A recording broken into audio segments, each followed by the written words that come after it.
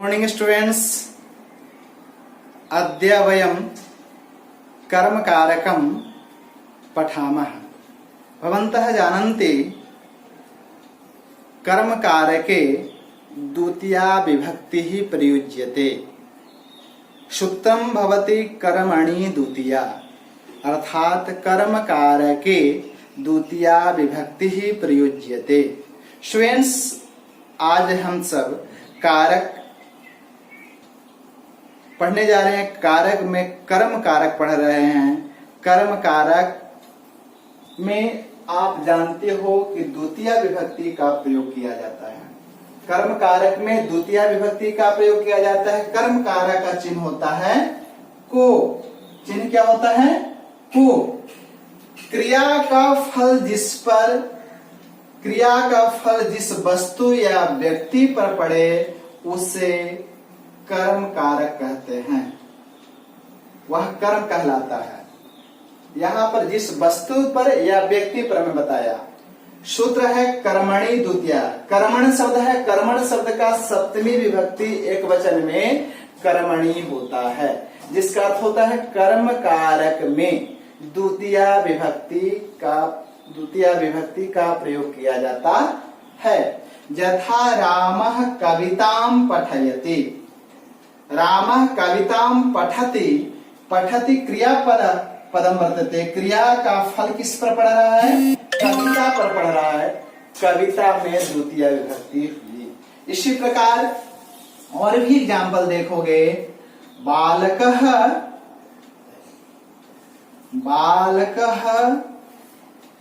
गृहं गच्छति। बालकः गृहं गच्छति। स्टूडेंट्स देखोगे यहाँ पर गृहम शब्द में बालकः गृहं गच्छति, तो यहाँ पर गृहम शब्द में भी द्वितीय विभक्ति हुई। कहाँ जा रहा है स्टूडेंट्स? बालक कहाँ जा रहा है? तो घर जा रहा है। क्रिया का फल घर पड़ रहा है, तो घर में द्वितीय विभक्ति। मैं बताया जिस वस्तु या व्यक्ति पर। वस्तु पर देखोगे बालकः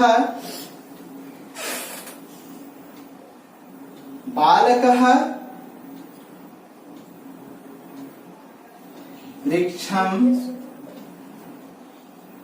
पश्यति।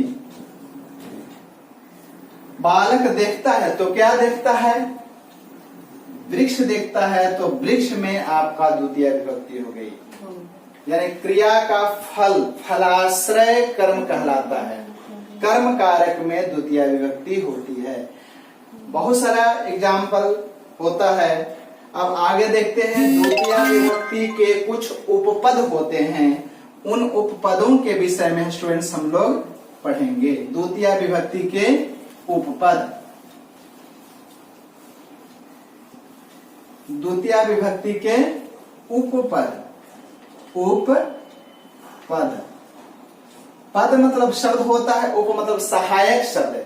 ऐसे वाक्य में देखोगे तो वाक्य के देख करके जब वाक्य बनाओगे तो अलग विभक्ति का प्रयोग होगा, लेकिन विशेष शब्द के कारण यहाँ पर परिवर्तन होगा। यहाँ पर मैं लिख रहा हूं उभयतः।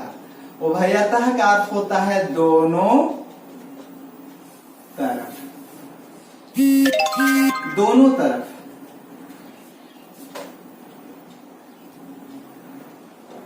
दोनों तरफ एग्जाम्पल देखोगे। उदाहरण नदीम उभयतः वृक्षाः सन्ति। यहाँ पर नदीम शब्द है। नदीम के योग में द्वितीय विभक्ति का प्रयोग किया जाएगा। नदी शब्द का रूप चलता है नदी, नद्यो, नद्यः, नदीम। नदीम में यहाँ पर द्वितीय विभक्ति हो गई। द्वितीय विभक्ति में क्यों हुआ था? हिंदी अर्थ देखोगे नदी के दोनों तरफ वृक्ष हैं, तो का के की रारे री ये संबंध कारक का चिन्ह होता है, लेकिन उभयतः पद रहने के कारण इसमें द्वितीय विभक्ति हो गई। इसी प्रकार स्टूडेंट्स परितः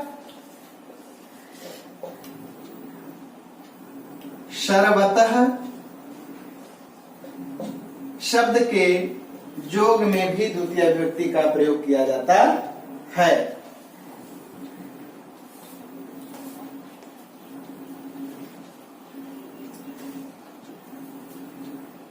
परितः चारों तरफ, चारों तरफ। यहां एग्जाम्पल में देखोगे, यहां अभितः का अर्थ भी चारों तरफ होता है। अभितः का भी अर्थ होता है चारों तरफ। इन शब्दों के योग में अभितः, परितः, सर्वतः के योग में द्वितीय विभक्ति का प्रयोग किया जाएगा। जैसे पिपीलिका,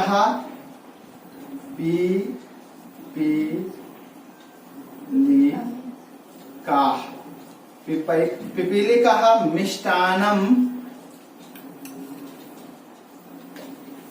परितः सन्ति।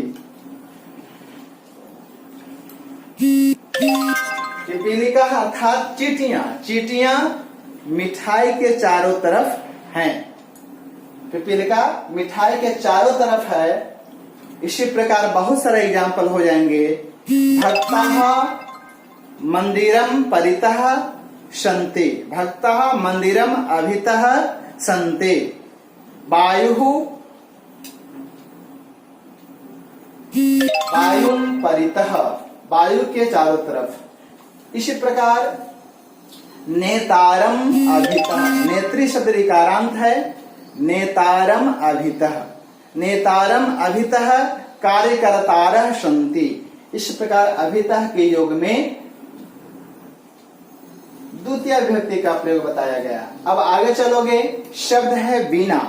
बिना के योग में भी द्वितीय विभक्ति का प्रयोग किया जाएगा। बिना, ऐसे बिना शब्द का, बिना का अर्थ होता है नहीं, ठीक है, बिना का अर्थ होता है नहीं, और इसमें द्वितीय ही नहीं लगती है। द्वितीय के अलावा मैं आपको बताया था पढ़ाते समय, द्वितीय, तृतीय और पंचमी विभक्ति का प्रयोग किया जाता है। जैसे एग्जाम्पल में द्वितीय विभक्ति का देखोगे, कलमम बिना, कलमम बिना। तृतीय विभक्ति का एग्जाम्पल देखोगे, कलमेन बिना। और कलम शब्द का पंचमी विभक्ति में कलमात बिना। न लिखामी, नहीं लिख रहा हूं। कलम के बिना नहीं लिख रहा हूं, कलमेन बिना न लिखामी। इसी प्रकार तृतीय विभक्ति में कलमेन बिना न लिखामी, कलमात बिना न लिखामी। वाहनम बिना न आगच्छामी, वाहन के बिना मैं नहीं आ पा रहा हूं। यदि कोई आपको बुला रहा है तो आप बोलते हैं कि इस समय गाड़ियां नहीं चल रही है, तो वाहनम बिना न आगच्छामी, वाहन के बिना मैं नहीं। तो वाहन में अलग अलग वाहनों का नाम दे सकते हो। रेल यानम बिना, कार यानम बिना, ऑटो यानम बिना, अलग अलग शब्द दे सकते हो। आगे चलो स्टूडेंट्स, बिना के योग में एग्जाम्पल में बताया, बहुत सारे एग्जाम्पल में बोल रहा हूं, गौर से सुनोगे। आगे शब्द में बता रहा हूं, प्रति। प्रति, प्रति का अर्थ होता है के तरफ, के तरफ। जैसे बालः, बालः मातरम प्रति गच्छति। बालः मातरम प्रति गच्छति। मातरम यहाँ पर मातृ शब्द का रूप होगा, माता, मातरो, मातरः, मातरम। मातरम शब्द में द्वितीय विभक्ति का प्रयोग किया गया। इसी प्रकार वत्सः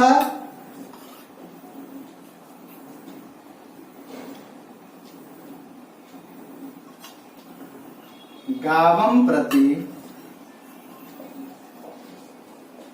गच्छति। बछड़ा गाय के प्रति, गाय यानी अपने माँ जो गाय है उसके प्रति वह जा रहा है। अब देखोगे प्रश्न करते हो कुत्र गच्छति, कहाँ जा रहे हो, तो आप दे सकते हो नदीम प्रति गच्छामि। नदीम प्रति गच्छामि, नदी के तरफ जा रहा हूं। इसी प्रकार स्टूडेंट्स आप और आगे भी एग्जाम्पल दे सकते हो। कुत्र गच्छति, कहाँ जा रहे हो, तो आपनम प्रति गच्छामि, मैं बाजार की ओर जा रहा हूं। चिकित्सालयम प्रति गच्छामि, हॉस्पिटल की ओर जा रहा हूं। आगे ऐसे ही एग्जाम्पल बहुत सारे स्टूडेंट्स आप दे सकते हो। आपणम प्रति गच्छामि, मंदिरम प्रति गच्छामि। भक्ताः कुत्र गच्छन्ति, भक्ताः मंदिरम प्रति गच्छन्ति, ऐसा देख सकते हो। प्रति योगे द्वितीया। पिपीलिकाः कुत्र गच्छति, कुत्र गच्छन्ति, मिष्टान्नम प्रति गच्छन्ति। मिष्टान्नम प्रति गच्छन्ति, वह मिष्टान के प्रति, यानी चींटियां किधर जा रही हैं, तो मिठाई की तरफ दौड़ रही हैं। जहां पर मीठा चीज रखा हुआ है वहां पर तो पिपीलिका मिष्टान्नम प्रति गच्छन्ति, प्रति योगे द्वितीया विभक्ति होती है। इसी प्रकार कुछ धातुओं के योग में भी द्वितीया विभक्ति का प्रयोग किया जाएगा। देखोगे स्टूडेंट्स,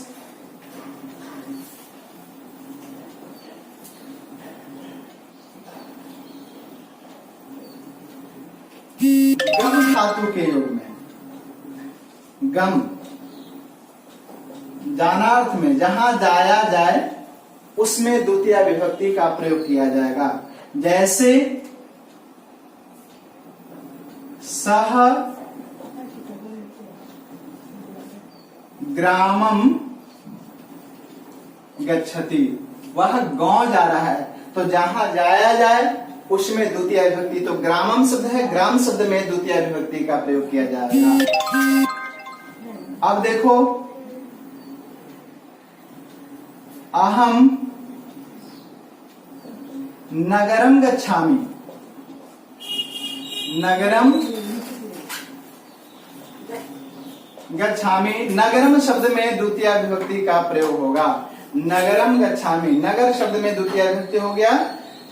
अब जिसकी रक्षा की जाए, रक्ष धातु के योग में भी द्वितीय विभक्ति का प्रयोग किया जाएगा। ठीक है, रक्ष धातु है,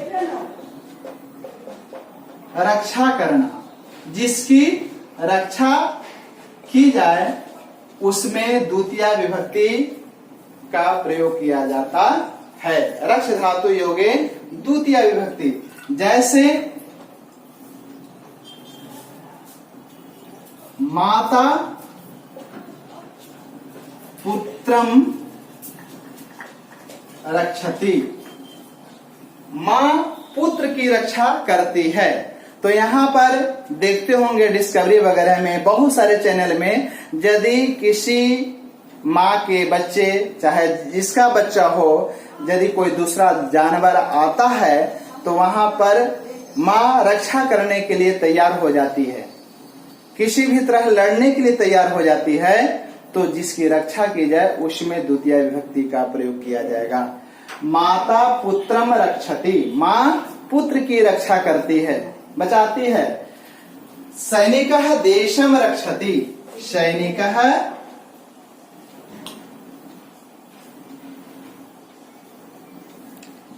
देशम रक्षति। तो यहाँ पर देशम शब्द में द्वितीय विभक्ति हो रही है। सैनिक देश की रक्षा करता है। आज वर्तमान समय में देश पर यदि कोई आक्रमण करता है तो सबसे पहले सैनिक हमारे वीर जवान जाते हैं और देश की रक्षा करते हैं। स्टूडेंट्स, तो चलिए मैं कर्म कारक बताया, कर्म कारक की परिभाषा बताया और कर्म कारक के द्वितीय विभक्ति में जो उपपद हैं उन उपपदों के बारे में बताया, जो प्रचलित उपपद हैं उन उपपदों के बारे में बताया। ऐसे द्वितीय विभक्ति कारक में बहुत सारे सूत्र हैं, उस पर ज्यादा मैं चर्चा नहीं करने जा रहा हूं। चलिए आज इतना ही।